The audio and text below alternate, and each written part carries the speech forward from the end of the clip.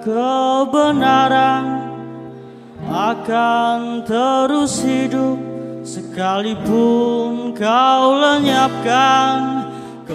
Hampir 1,5 tahun pandemi di Indonesia, namun hingga kini pemerintah tak kunjung mampu mengendalikannya. Berdasarkan data kasus aktif COVID-19 dari situs covid19.go.id, sejak awal Agustus 2021 tercatat kasus aktif sebanyak 500.000 kasus. Sayangnya data tersebut tidak menunjukkan angka sebenarnya dari kasus COVID di Indonesia. Epidemiolog Diki Budiman mengingatkan 3T masih menjadi PR besar bagi pemerintah. Menurutnya, keterbatasan 3T di Jawa Bali menyebabkan adanya potensi kasus yang tidak terdeteksi hingga 1 juta, baik yang bergejala maupun tidak. Tidak tercatatnya kasus real ini acap kali disebut gunung es pandemi. Situasi inilah yang menjadi penyebab lonjakan kasus COVID-19 di Italia pertengahan tahun 2020 silam. Saat itu, virus corona telah membuat sistem layanan kesehatan membludak, terutama di bagian utara Italia. Ledakan kasus ini membuat rumah sakit kolaps jika kurva penyebaran tidak segera diratakan. Wakil Perdana Menteri Lombardi, Carlo Borghetti, mengatakan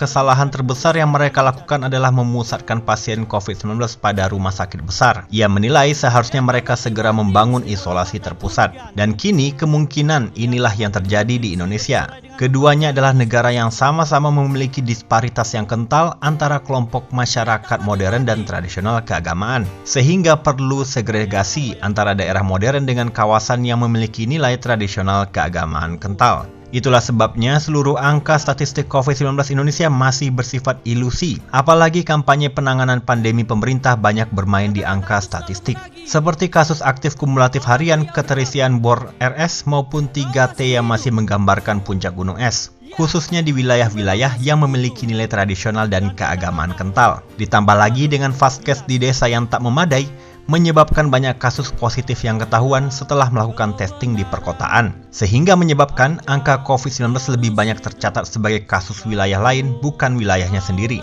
Dan faktanya, model ini menjadi muslihat banyak Pemda di wilayah tradisional keagamaan. Pemerintah pusat pun menyadari model muslihat yang dilakukan Pemda, sebab ledakan kasus COVID-19 pasca Idul Fitri terjadi di wilayah-wilayah dengan nilai tradisional keagamaan yang kental dan tidak taat prokes. Daerah-daerah akhirnya mengakui dengan dalih telat melaporkan kasus. Hasilnya zona merah melonjak di mana-mana. Ternyata, terbukti selama ini ada hidden cluster yang muncul dari ilusi statistik COVID-19.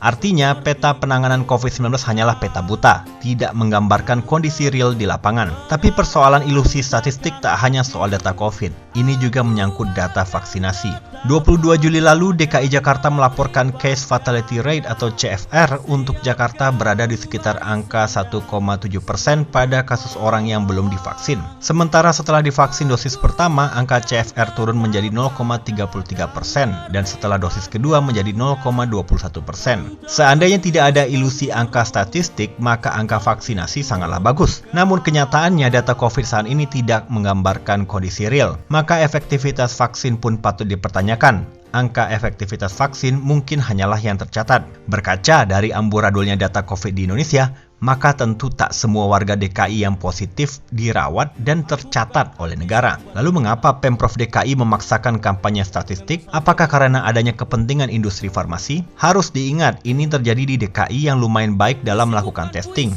Lalu bagaimana dengan daerah yang tidak patuh prokes dan memiliki nilai tradisional keagamaan yang kental? Mengapa pola ilusi statistik ini dipakai seragam di masa pandemi di Indonesia?